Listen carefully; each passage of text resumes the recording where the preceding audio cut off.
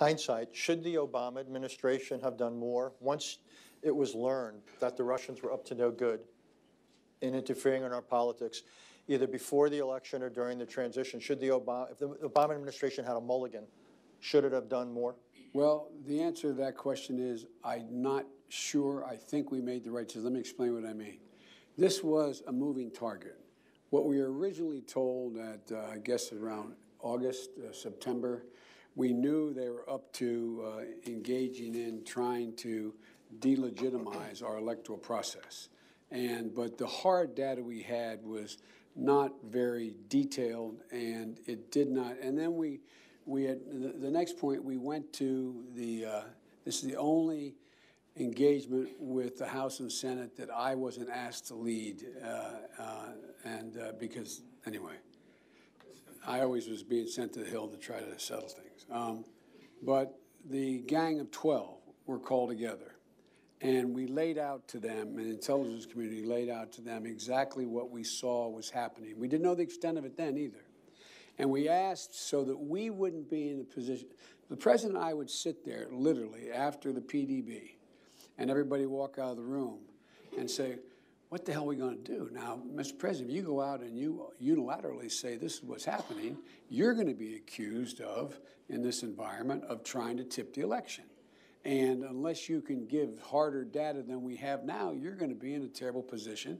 And it's going to play into the delegitimizing of our electoral process, which was initially what the intelligence community, correct me if I'm wrong here, the intelligence community thought was what this was all about. And then as we got further, and so we went up, and Mitch McConnell, who I get on with well and is a smart guy, Mitch McConnell wanted no part of having a bipartisan commitment that we would say, essentially, Russia's doing this, stop. Bipartisan. So it couldn't be used as a weapon against the Democratic nominee of a president trying to use the intelligence community, which, now at the time, people would say no, when we were internally having these discussions, say no one would do that. Well, look what the hell they've done. The constant attack is on the intelligence community. It was a political organization run by, Barack Obama to take on his political enemies. Now, as a friend of mine in Scranton would say, who would have thunk it? But it was done. And so there was this constant tightrope as being walked here as to what would we do. So the second big play was we went in and said, okay, look, here's all the data. And Brennan and company came up and said, here's what we know. Why don't we put out a bipartisan warning to Russia? Hands off, man, or there's going to be a problem. Democrat and Republicans, well, they would have no party. They have no part of it. That, to me, hanging around that body up there for a longer than any of you were around doing it, meant to me that this was the die had been cast here. This was all about the political play. And so the moment the president at that time would come out and say, by the way, the Russians are doing this and hacking the DNC and so on, would have been turned into the president's trying to make this play. Then we learned more, and we learned more immediately after the election was over. But we did have a conclusion. I'll stop. There was a consensus in the intelligence community that when the president gave a face-to-face warning to Putin overseas at the conference, that we saw no evidence, which really worried me in particular, but I think everybody, of actually going into the voting rolls, going into the voting itself, impacting on using cyber to go into and strip the rolls of Democrats and Republicans. We had no evidence of that, and it seemed when that demarche was made that there was no more, it didn't move any further. But I'm sure I'm leaving stuff out. So the bottom line was it was tricky as hell. It's easy now to say, well, maybe we should have said more. But I ask you a rhetorical question.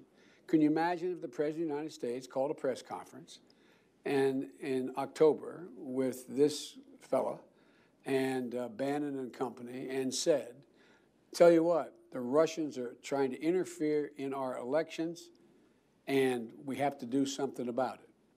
What do you think would have happened? I have a view, but I genuinely mean it.